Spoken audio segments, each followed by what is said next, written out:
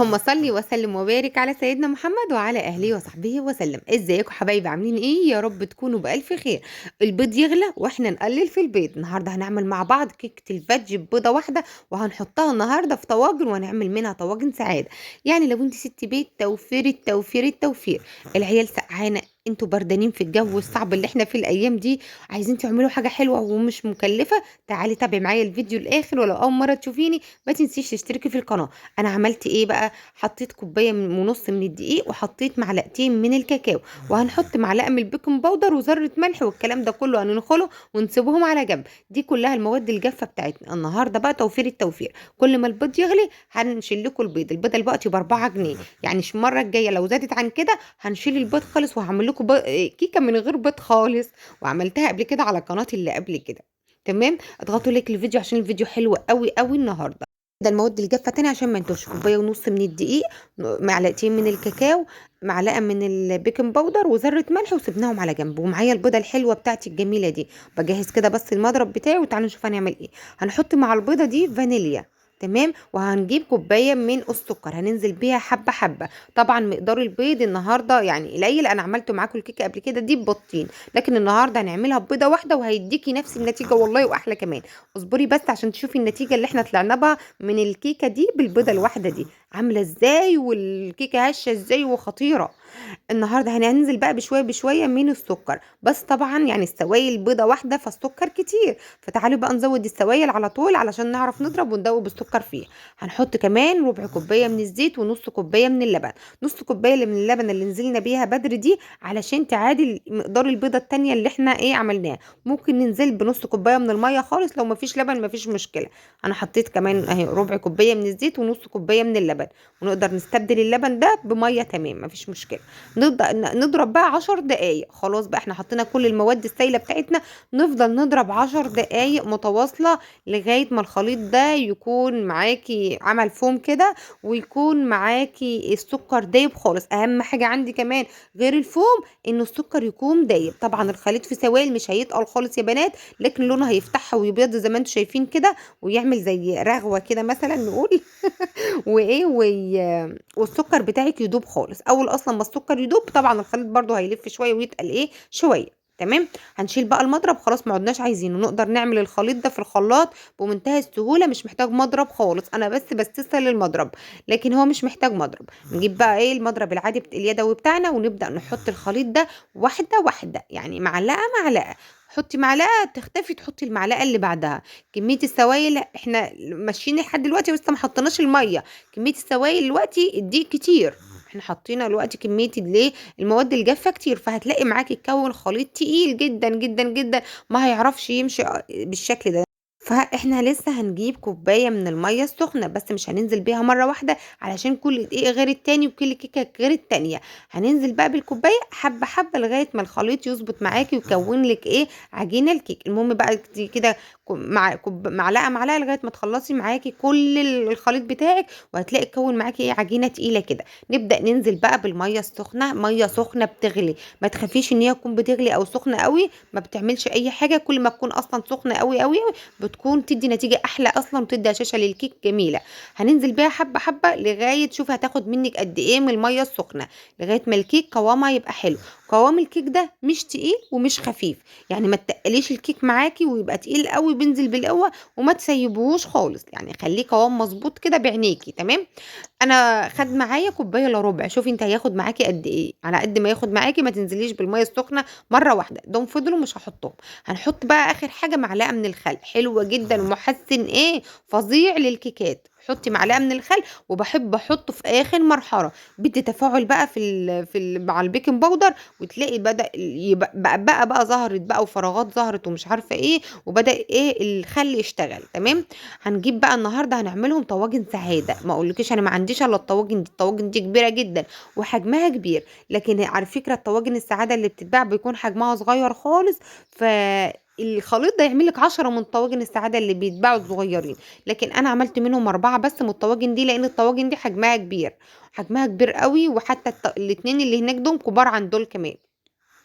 بس هم اللي موجودين عندي فقُلت هاعمل إيه بيهم. الفخار بتتعاملي معاه إزاي بقى، بتدهنيه زيت بس، ولا تبدّري دقيق ولا أي حاجة خالص، ادهني دهنة خفيفة زيت واشتغلي هتلاقيش الكيكة بتاعتِك لزقت ولا أي حاجة وفرّغت وسايبت الجناب وتمام ما فيش أي مشكلة. والحقيقة الكيكة في الفخار طعمها حلو أوي، أوي، أوي، جرّبيها حلوة أوي. طب لو مش عندي بقى فخار، أعمل المقدار ده في أصغر صينية مستطيلة هيبقى حلوة معاكِ أوي، هتبقى جميلة معاكِ وتقدري بقى بعد كده تقطّعيها وتعمليها في الطواجن اللي هي السمرا اللي بتتباع البلاستيك عادي ما فيش مشكلة، أو حتى البيضة المستطيلة عادي تقدري تقسّميها، هيجيبوا لِك برضه 10 طواجن لو أنتِ واحدة شغالة. طبعًا لو بتعملي في بيتِك تقدري تعمليها في صينية، أي صينية عندِك ما فيش أي مشكلة، وتدخّليه الفرن وتتابعي بقية الخطوات، لإن إحنا لسه كمان هنعمل لستات البيوت صوص اقتصادي، يعني إحنا مش هنعمل الكيكة وبس، لأ هنعمل مع بعض كمان صوص شوكولاتة اقتصادي حلو أوي، أوي، اقتصادي بقى مش زي بقى اللي بيقول لِك اقتصادي ويقعدوا يحطّوا كوباية من الزيت وكوباية من الكاكاو، فين الاقتصاد اللي فيه؟ يعني الحاجات دي ما عادش اقتصادية في وقتنا الحالي، لأ عادت مكلفة أوي. لكن تعالي أنا هاقول لِك بقى على صوص اقتصادي وحلو أوي، أوي، أوي، أوي. هنا بقى خلّصت كده، هندخّلهم الفرن. لأ استنوا عشان أنا نسيت آخر خطوة هاعملها، علشان ما يطلعلكيش القُبّة اللي بتطلع في أي كيكة دي، هنجيب خلة سنان ونعمل حركات لولبية حلوة كده. يعني إيه، أهو أنا كنت هنا رايحة أحطهم في الفرن ومولعة الفرن بتاعي، بس أنا نسيت.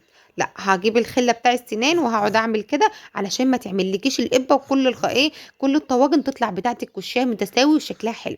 أصلًا في الكيكة كمان اتّبعي الخطوة دي وهتحسّي بفرق، ما عادش هيطلع لِك القُبّة اللي بتطلع دي ما عادش هتبقى موجودة. هاروح أدخّلهم بقى الفرن كده على الشبكة، مولعة الفرن ومسخّناه. في نفس الوقت بقى عشان أنا مستعجلة، هاعمل الصوص بتاعي على طول. معايا نُص كوباية من السكر، الصوص ده أنا عملته معاكم قبل كده بكوباية، فأنا النهارده هاعمله بنُص لإن مش محتاجة كمية كبيرة.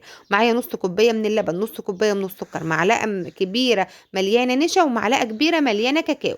يعني موفّر خالص ما فيش أحسن من كده، معلقة من الكاكاو. لكن هنيجي نعمل صوص اقتصادي ونحط كوباية من الكاكاو، يبقى ما فيش فيها اقتصادي ولا جِلة، يبقى الموضوع مكلف خالص علينا الأيام دي. لكن إحنا النهارده هنعمل حاجة اقتصادية خالص. الصوص ده عشان تدّي له لمعة حلوة وتدّي له طعم حلو، هنحط معاه مكعب صغير من الزبدة. بس أنتِ لو عايزة تستغني وما يهمكيش المكعب ده، ممكن عادي ما يهمكيش لمعان يعني وبتعملي في البيت ما يهمكيش، ما تحطيش المكعب من الزبدة ده، ممكن تحطي معلقة من الزيت لو موجود عندِك نوع زيت يكون حلو، تمام؟ أنا حطيت كده مكعب صغير يعني أقل كمان من عقلة الصباع من الزبدة، صغير خالص. وهاحط كمان 50 جرام من الشوكولاتة. أنتِ حتى كمان لو عايزة تستغني عن الشوكولاتة، الموضوع ما بيبقاش طعمه وِحِش ولا حاجة، بيبقى حلو جدًا وطعمه جميل. أنا كان عندي جناش ما كانش عندي شوكولاتة، فحطيت كمية الجناش دي حوالي 50 جرام على على الصوص ده، علشان مثلًا نكتّر الكمية دي. أنا كان ممكن أشتغل بالجناش ده عادي وأسيّحه وأشتغل بيه على وش الطواجن، بس قُلت لأ أنا هاعمل الصوص ده عشان يكون فيه إفادة ليكم أكتر. الصوص ده أنا عملته معاكم قبل كده بكوباية، المرّة دي عاملاه يعني لو كوباية يبقى معلقتين من النشا، يبقى معلقتين من الكاكاو، يبقى كوباية من السكر، تمام كده، أو يبقى مكعب من الزبدة و100 جرام شوكولاتة. أمّا لو أنتِ بتعملي نُص كوباية زي كده، حُطّي 50 جرام شوكولاتة بيبقى حلو أوي. طب أنا واحدة عندي شوكولاتة زيادة بقى وواحدة عايزة أكلِّف وأخلّي الموضوع حلو أوي، أوي، أوي، حُطّي 200 جرام شوكولاتة، 150 جرام شوكولاتة بتقبل أوي. واحدة بقى ما فيش خالص وعايزة أخلّي الموضوع اقتصادي على الآخر، ما تحطّيش شوكولاتة خالص، أنتِ حُرّة، تمام. بتفرق في الطعم، بتفرق شوية في الطعم. كل ما هتحطّي حتى لو مقدار صغير هتكون معاكِ جميلة أوي. إن شاء الله تجيبي واحدة ب2 جنيه وتحطّيها، اللي أنتِ عايزاه اعمليه، تمام. ما دام بتعملي لعيالِك كل حاجة بتطلع حلوة من إيدِك يا سِت الكل. النهارده بقى معايا إيه، هنعمل الكريمة إزاي. نُص كوباية من الكريمة، معاها ربع كوباية من السكر، معلقة من الكاكاو، هنحط عليها 3/4 كوباية من المَيّة الساقعة، وده مقدار الكريمة. وهنحط الشوكولاتة اللي إحنا عاملينها دي، أو الجناش اللي إحنا عاملينها الاقتصادي ده، هنحط منه إيه بقى، معلقتين، بيخلّي طعم الكريمة جميلة جدًا. أنا حطيت طبعًا من الجناش معلقتين، بس كان لسه سخن أوي. كل ما الجناش ده لَف معاكِ كده على النار وسبتيه، هو أنتِ ممكن تطلّعيه تلاقيه سايح شوية، هتسيبيه هتلاقيه بيتقل وبقى زي الفل. الكيكة معايا خرجت. تعالوا بقى أمّا أورّيكم من قريب الكيكة دي عاملة إزاي. الكيكة ببيضة واحدة، بجد أمّا تعمليها مش هتصدقي إن هي ببيضة واحدة، روعة الروعة يا بنات. المسام بتاعتها مفتحة وخفيفة، وكنت كل شوية أحط إيدي عليها في الفرن مش مصدقة هي استوت والّا ما استوتش. وبعد كده حطيت خلة سنان كده في النُص زي ما أنتم شايفين، لقيتها استوت. بس أنا كل شوية كنت حاسس عليها ومش مصدقة إن هي استوت من كتر خفتها، خفيفة وحلوة أوي، أوي، أوي. اتبعي الخطوات زي ما أنا عملتها بالضبط وهتطلعيها حلوة جدًا. أنا على فكرة عملت معاكم مقدار الكيكة دي قبل كده ببيضتين، بس المرة دي قُلت لأ أنا هاعملها ببيضة واحدة، ولو طلعت حلوة هنتبع الطريقة ونفس الخطوات دي بالضبط، فطلعت روعة وجميلة جدًا، يعني إحنا كل ما البيض يغلى نستغنى عن بيضة. المرة الجاية لو عايزين أعمل لكم من غير بيض خالص نعمل. أنا هنا سقيت الكيك ومفكرة إن الكاميرا شغالة، فهنا باقول لكم أنا كنت باسقي والكاميرا مش شغالة، زي ما أنتم شايفين وش الكيكة اتغير إزاي وعليها لبن، لإني أنا سقيته بلبن ومعلقة من الجناش اللي أنا عملته دوبتهم في بعض، حطيت 3/4 كوباية من اللبن على الكيكة، سقيتها حلو أوي، هي خفيفة جدًا، جدًا، جدًا، لكن سقيتها حلو برضه أوي علشان تطلع طعمها حلو، تمام؟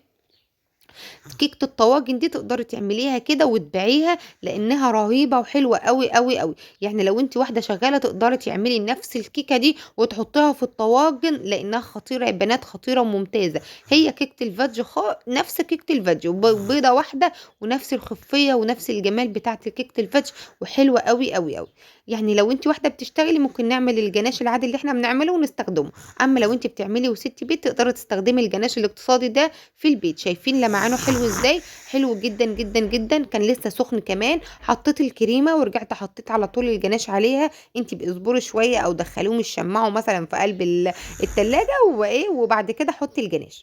كنت مستعجلة عشان العيال عايزة تنام وعايزين ياكلوا حاجة حلوة كده، فقُلت خلاص بقى إيه، مش مشكلة إحنا إيه، هنتعامل. المهم حطينا الجناش كده وسويناه بالشكل ده، أنا دفيت الجناش علشان أسويه على وش الكيكة، وخدت بالي إنه ما يكونش دافي أوي عشان ما ياخدش من الكريمة، لإن الاتنين لسه محطوطين على بعض الآن، تمام؟ بعد كده بقى الحقيقة أنا ما كانش عندي حاجة أزين بيها، لإن الاختراع ده كده جِه كده فجأة وعلى فجأة يعني، المهم كده كان عندي كيوي وكان عندي فراولة في التلاجة، فقُمت قُلت أمّا أجيبهم كده إيه الكيوي والفراولة بيبقوا لايقين أوي مع الشوكولاتة وبيبقى حلوين يعني، فحطيت كده في جنب كده شوية من الفواكه، وفي جنب تاني بقى شوية من الكريسبي وشوية من الحاجات اللي عندي، اللي كان موجود عندي أنا زيّنت بيه، التزيين ده بتاعِك أنتِ تقدري تعملي أشكال أحلى من كده بكتير، يعني لو كان عندي إمكانيات وكان عندي مربى حليب أو كان عندي كريسبيات أو كده كنت عملت أشكال أحلى من كده، بس اللي موجود حطيته، يعني أنتم عارفين كده كان كل اللي موجود أرُش شوية رشة كده. أي كريسبي من اللي موجود عندي أرُش شوية حاجات، والحقيقة أنا ما عنديش حاجات كتير وعايزة أروح أجيب كده شوية خامات وشوية حاجات، بس ربنا يسهّلها يعني، ربنا يبعت الفلوس وبعد كده نجيب الخامات. حطيت كده عليهم من فوق شوية من الصوص كده، وبعدين تمام بقت تمام بقى، شوية بقى من الصوصات بقى الحاجات دي بتحب الصوصات كتير، يعني الطواجن بتحب الصوصات بقى على وشها كده والكريسبيات كتير كده والدنيا تمام. أدا الطواجن بتاعتي عملتها النهارده كده ما كلفتنيش حاجة، كل حاجة من البيت، يعني أنتِ لو أنتِ ست بيت بتعملي زيي كده تقدري تعملي أي حاجة من البيت وتطلع منِّك روعة. أشوفكم في فيديو جديد والسلام عليكم ورحمة